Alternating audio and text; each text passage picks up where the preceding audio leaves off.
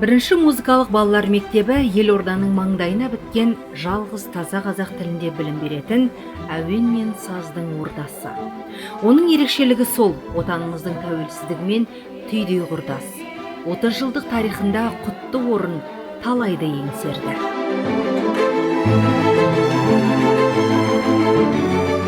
Тарихты әріден бастасақ. Бұл мектептің ашылғаны мына адамның арқасы. Оспан ағаның арманына адалдығының арқасы.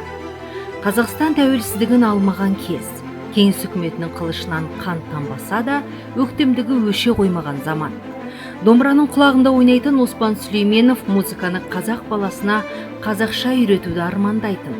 Табандылығының арқасында 1991 жылы толассыз күрестің нәтижесінде тұңғыш қазақ музыкалық мектебінің тұсауын Целиноградта кескен. Оқушы қабылдау қиын болды. Біз бірінші жылы ата-аналарды жүгіріп іздеп осы қалалық мектептерге қалай қазақ классын ашу үшін біздің тіл жанашырлары, ел жанашырлары жүгірген сияқты балалар музыка мектебіне де солай жүгіріп, біз 96 ата-ананың өтінішін алдық. Баламызды музыка мектебі. Сол 96 ата-анадан біз 50 оқушыны, бізге 50 оқушыға рұқсат берді, бюджет бойынша. Біз сол оқушыны қабылдадық. Ұстаз шығармашылық ұйымдастыру жұмыстарымен шапқылап жүргенде, мектепке бөлінген қаржыны бақылауы тиіс сол кездегі білім басқармасы жымқырып тынады. Мен ол уақытта айтуға маған болмады, Оспан қалқам, сен жассың деді. Сенің болашағың бар, мыналар сенің түбіңе жетеді. Өзіңді де құртады, мектебіңді жауып тастайды. Сондықтан сен өзің өтініш беріп, кетпесең болмайды. Целиноградтан ауданға кеткен ұстаз әрине қалаға оралады. Ақмола ел астанасы болған шақта. Ал төл мектебін өзінің адал досы ізбасарына табыстап кетеді. Сәулеш Қанапиева сонау 1992 жылдан 2019 жылға дейін білім ордасының директоры ғана емес, қорғанышы да болды. Жеке ғимаратсыз, оқулықсыз, тіпті аспаптың да жоқтығына қарамастан жұмысты жалғастырды. Мектептің жаны мұғалім. Мұғалім қандай болса, сондай мектепті болады дейді. Бірінші балалар музыка мектебі тек қана Қазақстанға емес, бүкіл әлемге танымалы болды. 92 жылдан бастап біздің мектепте талай қиыншылық көргенде сабақ беретін аспапты болмаған, балалардың киімдері сахнаға шығатын, ғимаратымыз да болмаған. Бірақ соған қарамай, 10 шақты классикалық академиялық сыныптарды ашып, оған қоса қазақ көне аспаптардың сыныптарын да ашып, әнмен салу, терме кластарын, хореография ұлттық бөлімді аштық.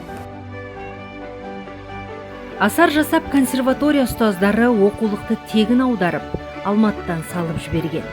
Ашылған сәттен тұрақты ғимараты болмаған мектепке тек 2000 жылы ғана Нұр-Сұлтан қаласының оң жағалауындағы бұрынғы балабақшаға орналасу бұйырады. Сонда әттегені елім жұрттың тілім қайда, елім қайда деп жаным ашады. Сондай менімен бірге осындай қатар жүрген мұғалімдеріміз бәріміз өзіміз. Ана жақтан табурет, мына жақтан бір парта, сүйретіп, фортепиано, қай жақтан домбыра арзан болса тауып алып, соны бар мектепке сүйретіп, солай бәрін оқыттық, аштық. Жаным да, жүрегім де осы мектептің ішінде. Таңдай қағар, таңғалар, тамсанар тұсы сол, мектептің қос басшысы да бұл күні білім ошағында сабақ береді. Лауазымға таласпай ортақ мүддені пенделік амбициядан жоғары қоя білу, нағыз адал ниетті жандарға тән қасиет іспетті.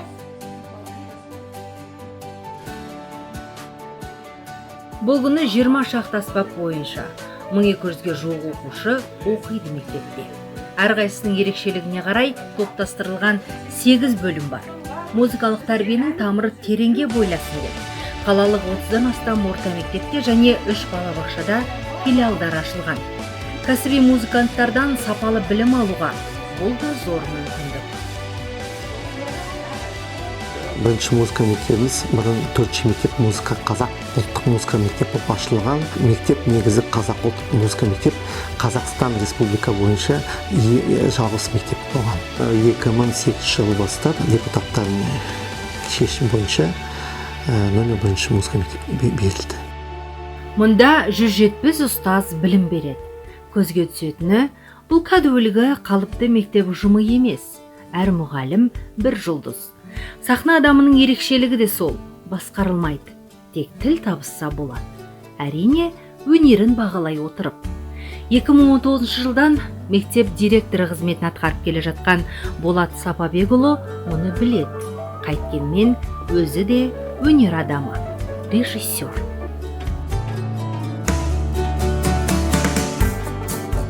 Сольфеджио музыканы нота арқылы оқу. Музыкалық жады, әуенді есту қабілетін ұштайтын пән. Әдетте нотаны фортепианода игереді, ал бірінші музыкалық мектепте домбыраны іске қосқан.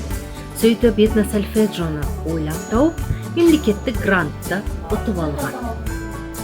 Этносольфеджио ең алдымен қазақ музыка тілін меңгерудің құралы болып табылады. Мемлекет тәуелсіздігінің құрдасы болған себепті біздің мектебімізде қазақ музыкасын қазақ тілінде оқытылғанын қаладық. Сол бастамаларымыздың барлығы іске асып, бүгінге номер 1 музыка мектебі этносольфеджио бағдарламасын дәріптеуші.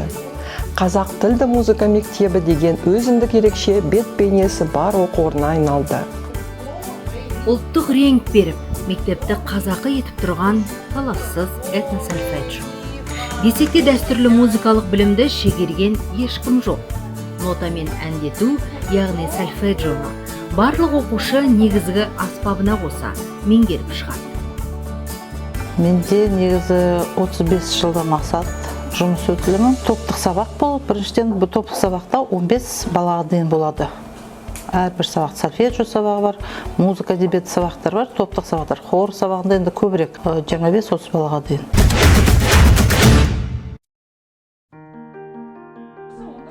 Өнерге әркімнің де бар таласы. Әрбір қазақстандық бүлдіршін жеке бас мүмкіндігіне қарамастан жаны қалаған дүниесіне жолы ашық болуы тиіс. 2019 оқу жылынан бастап инклюзивті оқыту жүйесі мұнда да жүзеге асырылады. 2 года назад в моем классе появился ученик по имени Турмахамбетов Ернур. Я понимала, что передо мной стоит очень сложная задача научить ребенка, который не знает, что такое черные клавиши, белые клавиши. Я понимала, что мне обязательно нужно следить за своей речью. Мне нельзя говорить слово «посмотри», «видишь». Я понимала, что весь опыт остался за моей спиной, и я училась с Ернуром вместе с первых уроков. Я хочу отметить, что Ернур имеет абсолютный слух, это нам очень помогает, у него прекрасные вокальные данные. Фортепиано аспабында 122 оқушы оқиды. Нотаны үйренеді, дауыстарын ашады. Музыка әр баланың физикалық дамуына, интеллектісінің қалыптасуына, рухани нәр алуына бастайтын ғажайып әлем. Әрі сабақтан тыс уақытын тиімді жұмсап, тұлғалық өсуіне жәрдемші де музыка. Жылдың басында сентябрьде бізге балалар кеп өнер мектебіне конкурстан өтеді. Ол балалардың ырғағын тексереміз, музыкалық қабілеттілігін тексереміз, есту қабілетін, физиологиялық дамуын, саусақтарының, тістерінің дамуын тексереміз. Инклюзивті балалардың айырмашылығы, олардың музыкаға бағыты бар екен, оқуға бағыты бар екен, түсіну ең бастысынан қиын болып келеді. Сол жаңа 5 фактордың біреуі болса, негізі классқа аламыз. Инклюзивті бағытта оқитын балалардың бір айырмашылығы, артықшылығы деп айтсам да болады. Ол ата-аналары, мұғалімдер оларға көп көңіл бөледі. Солардың балалардың жаңағы біздің қоғамға сіңісіп кетуіне көп ықпал етеді. Молодец. Колбина. Понравилось?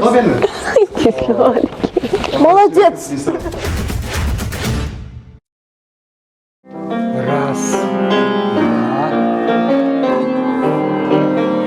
два. Голова.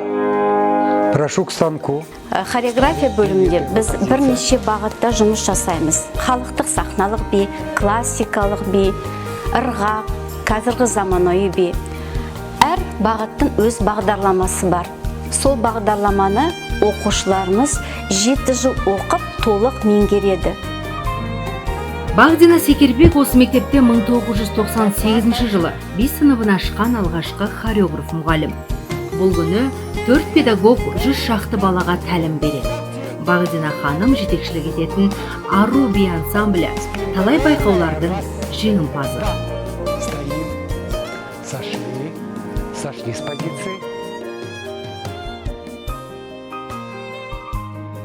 Қазақ тілді музыкалық мектептің бетке ұстар айнасы, ұлттық аспаптар. Олардың маңызы мен мәнін о баста үгіт насихаттың арқасында әрең ұғындырушы еді. Енді қазақ баласını жетектеп домбыра мен қобызға алып келеді. Бұл прима қобыз Ахмет Жұбановтың туындысы. Тың дүние оркестр ансамбльден орнын ойып тұрып алған бүгінгі таңда. Осы мектепте мен істегелі 7 жыл болды. 7 жылда мен тұмар қобызшылар ансамблін аштым. Енді тұмар қобызшылар ансамблі кем дегенде бір 15 баладай болады. Скрипканың керемет шығармаларын осы қобызда орындап жүр. Гүлнар Кентбаева жетекшілік ететін тұмар қобызшылар ансамблінен өзге. Тілеп бақсы қыл қобызшылар ансамблі жетекшісі Алтынай Нұрғалиева.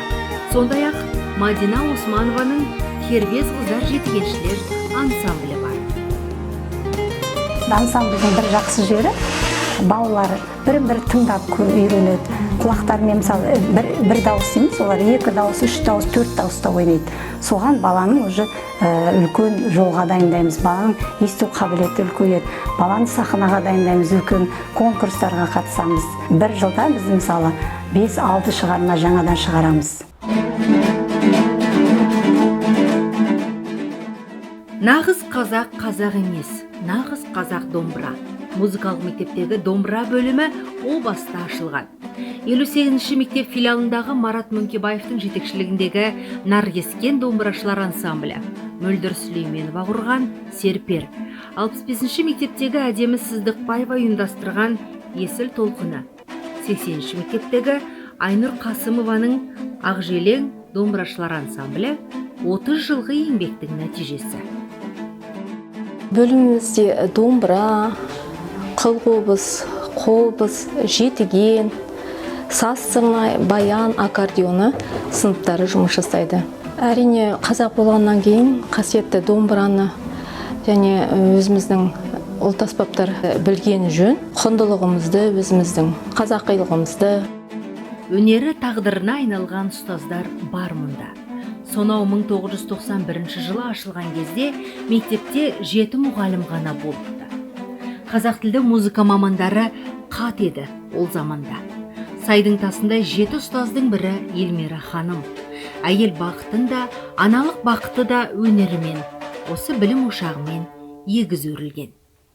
30 жыл бойы міне өнер әлемінде өмір сүріп келемін деуге болады. Әлемде әрине көптеген мамандықтар бар. Оның ішінде білімділікті, шеберлікті, мейірімділікті талап ететін мамандық ол ұстаз. Және осы ұстаздық мамандығын таңдағаныма өте қуанамын. Өйткені әсіресе балалардың көзіндегі жаңа ұшқынды көргенде өзімді бақытты сезінемін. Жолдасым да менің музыкант болды.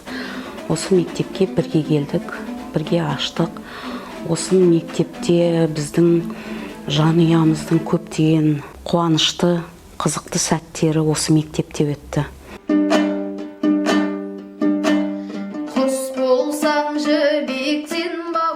Өнерге келген әр жанның миссиясы талантын таныту.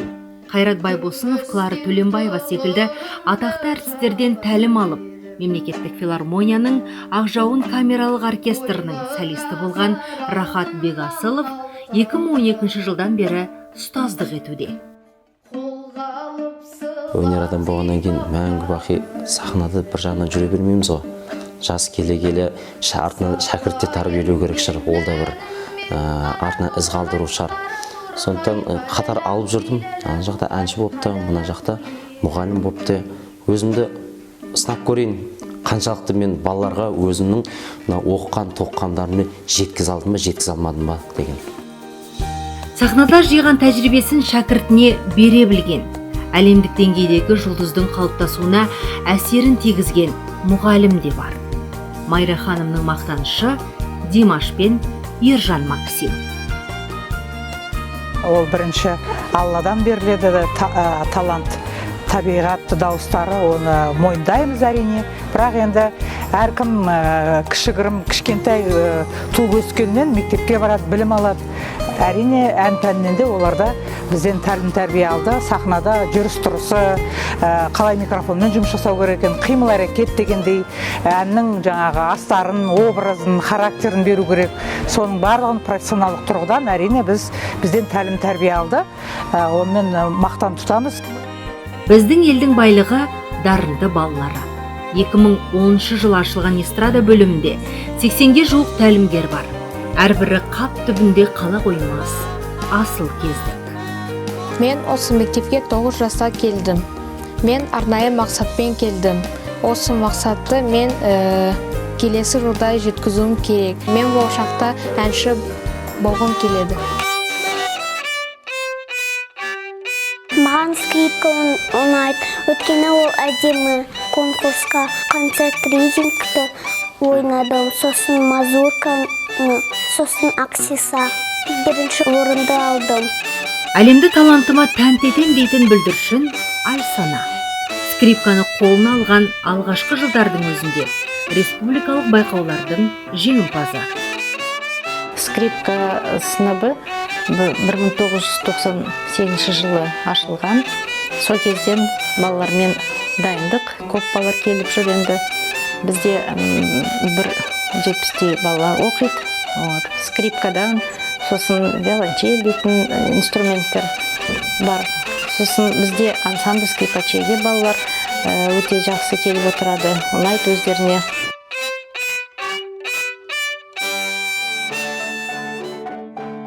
Музыкалық мектеп қосымша білім беру мекемесі. Негізгі орта білімді оқушылар жалпы мектепте алады. Қосымша болса да, 7 жыл оқып шыққандарына музыкант деген куәлік табысталады. Соның негізінде қалағандары ары қарай музыкалық колледж, консерватория, өнер университеттеріне түсіп, кәсіби деңгейлерін ұштайды. Мен музыка мектебінде оқыған 7 жылдың ішінде көптеген қалалық, республикалық және халықаралық конкурстарға қатысып, көптеген жүлделі орындар алдым. Осы үшін мен біздің сүйікті музыка мектебіне және ұстазым педагог Хамитова Раиса Арсеновнаға айтар алғысым шексіз. Менің арманым кәсіби музыкант болу. Нұр-Сұлтан қаласындағы Қазақ ұлттық университетінің колледжіне түскім келеді.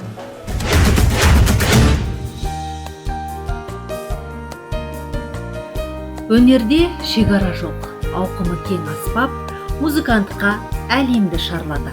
Шетелде енді виолончель деген аспап бұл енді әлемдік мәдениетке қарайды ғой. Мен енді елімізде Ғазиза Жұбанова атындағы мемлекеттік аспаптар квартеттік жетекшісімін. Осы квартетімізбен біз Испанияның ханшайымы кезіндегі Софияның жеке музыкалық мектебі бар өзінің. Сол мектепте әлемдік мықты профессорлар сабақ береді. Сол мектепке біз 2000 жылдардың басында түсіп, сонда 2 жыл оқыдық квартетпен. Болашақ бағдарламасымен квартетпен Швейцарияда музыка академиясында, Базель қаласының сол академияда профессор Райнер Шмидтта болашақ бағдарламасын бітірдік, магистратураны. Девокс кәсіби дыбыс жазатын компаниямен келісім шартқа тұрған қазақ квартеті күйді өңдеп насихаттады. 3 жыл бұрын мектепке келді, сабақ беруге. 4 оқушысы бар. Қазақстанның ол жаққа кеткенде мен сұрақта қалам деген мақсат болған жоқ. Сол жерден оқып келем деп сондай мақсат болды. Егер мен өзімнің елімде мұны мен істемесем, мен үшін кім істейді? Әлемдік деңгейдегі ұстаздардан дәріс алып, отанына оралған жас маман Ольга Захарова. Ол Челябинскідегі Мәдениет және өнер мемлекеттік институтында атақты гитарист Виктор Козловтан дәріс алған. Білгенін 20 шақты балаға үйретіп жүр. Самое главное, я обращаю на понимание ребенка. Я не стремлюсь, чтобы их выштудировать, да, то есть муштровать, чтобы они вот работали. Я каждому ребенку пытаюсь найти свой какой-то подход. Дети, они разные. Мы ездили в Москву, гастролировали во время, когда я училась в академии. Но больше меня привлекает, конечно, педагогическая деятельность. Я все-таки вижу себя как педагога. Меня это больше привлекает. И мне нравится, что я могу делиться своими знаниями и чему-то научить. Осы аспапты мен естідім, телевизорден көрдім, маған ұнады. Сол үшін сол аспапты таңдадым. Осы аспап үрмелі, өте әдемі, дыбысы да әдемі, маған ұнады. 15 жасымнан бастап үйрендім. Біздің мектепте 16 оқушы бар саксофоннан, менде өзімде 11 оқушы бар. Тағы да менде ансамбль бар, квартет. Тағы да бізде духовой оркестр бар. Ерекше аспапты игеріп, шығармашылығын шыңдап жүрген қыздарды көріп, таң-тамаша болдық. Тосын қадам қазақ қыздарына да тән. Осы Астана қаласына басқалар тәрізді арман қуып келдім. Осында оқысам екен деп, көрсем екен деп. Бұл аспапты менің таңдауыма негізінде өзімнің анам сүйуші болды деп айтсам болады. Өйткені менің мамамыз музыкант бала күннен бастап, сол кісінің жолын қуып мен келдім. Бұл аспаптың ерекшелігі бұл бір оркестрдің соңын шығарады десек болады. Өйткені тұрғанмен бұл гармония, сольфеджі. Нұрсұлтан қаласындағы нөмірі 1 музыкалық мектептің атағы асқақ. Қалалық, республикалық, халықаралық байқаулардың жеңімпаздары. Үздік педагог байқауында домбыра мұғалімі Тоқтағанай Толқын 2-ші орында, 2019 жылы домбыра мұғалімі Мырзақұлова Үрләй Жаңабайқызы бас жүлдені жеңіп алған. 2012 жылдан бастап біздің мектебіміз Қазақстандағы ұлттық ЮНЕСКО клубтарының федерациясының құрамына енгізілген. Қазіргі таңда білім алушылардың арасында бізде мектепте түрлі іс-шаралар, концерттер, байқаулар өткізу қолға алынған. Бізде 2 байқау жаңағы республикалық деңгейде өткізілетін, ол шырқа даусым дәстүрлі әншілер байқауы және жас жұлдыз пианистер байқауы. 10 шақты байқау бізде қалалық түрде өткізіледі. Ұлтқа қызмет ету білімге ғана емес, мінезге де байланысты. Халқымыздың ұлы перзенті Әлихан Бөкейханұлының бұл сөзі музыкалық мектеп мұғалімдеріне арналып айтылғандай. Аласапыран заманның талайын өткерсе де, өнерін сатпаған, ұстаздықты тастамаған, көңілдеріне кірбің, жүректеріне дақ түсірмеген музыкант ұстаздардың мүддесі жалғыз. Мемлекетіне, халқына адал қызмет ету.